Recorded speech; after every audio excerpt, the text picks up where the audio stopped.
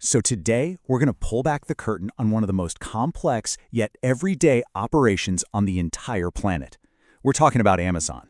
We're going to demystify what actually happens after you hit that deceptively simple Buy Now button. Let's trace the incredible journey your order takes, from that one click all the way to your front door.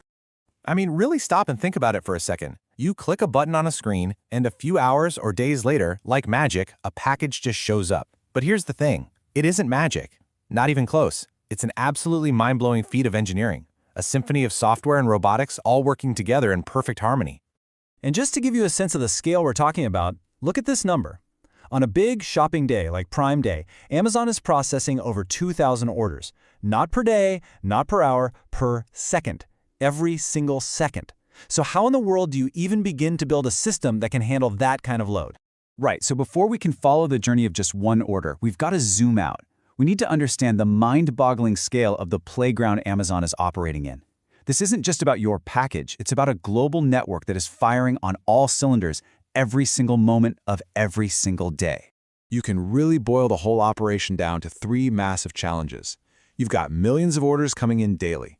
You have hundreds of warehouses scattered all over the globe, and you're serving a huge number of countries. The real puzzle, the real engineering problem here is how do you get all of those moving parts to talk to each other flawlessly and in perfect sync?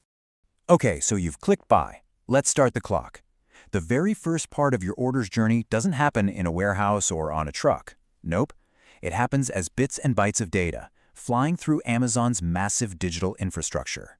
You know, in literally the time it takes you to blink, this super fast, digital handshake happens. First, the system makes sure your order is legit. At the same time, it's scanning a global inventory to find your item.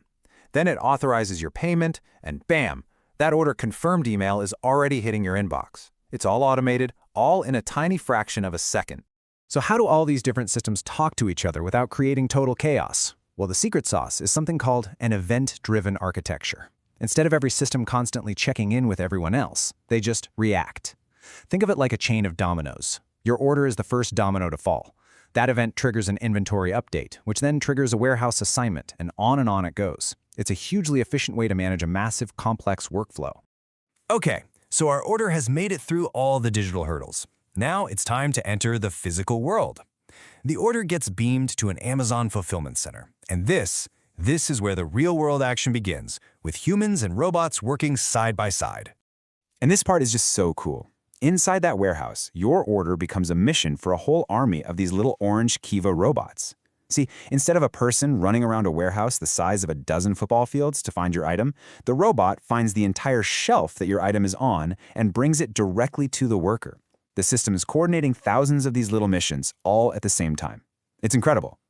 So once your item is picked, packed, and has a label on it, it faces its final and maybe its most complex challenge, the last mile. Amazon's system now has to solve this giant real-time puzzle.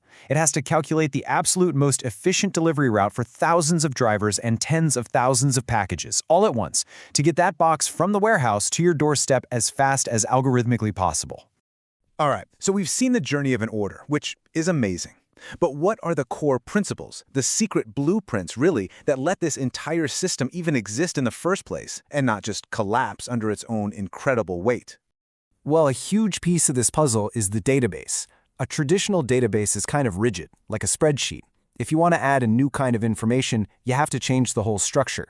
At Amazon scale, that's just impossible. So they built their own database, and it's called DynamoDB. It's less like a spreadsheet and more like a giant searchable collection of digital sticky notes. That flexibility means they can store any kind of product data they want, on the fly, and it's built for unbelievable speed.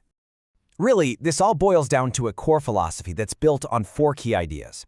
First, you've got scalability, so the system can handle massive traffic spikes without breaking a sweat. Second is fault tolerance, which means if one little piece breaks, the whole system doesn't crash. Third is decoupling. Remember our dominoes? So different systems can work independently. And finally, automation, because let's be real, no team of humans could ever manage 2,000 orders a second. Okay, we've covered a ton of ground, from databases to robots. But let's pull back for a second and look at the big picture. Why is understanding all of this so important? I absolutely love this quote because it just perfectly captures the mindset you need for designing systems at a massive scale. The goal isn't to build something that never fails. That's totally impossible. The real goal is to build a system that expects to fail and is so resilient that when things inevitably do break, you, the customer, never even notice. So the next time you click that Buy Now button, just remember this. You're not just buying something. You are kicking off a complex, elegant symphony of software, robotics, and logistics, all designed from the ground up to operate at a scale that, not too long ago, was pure science fiction. And that kind of leaves us with one final fascinating question.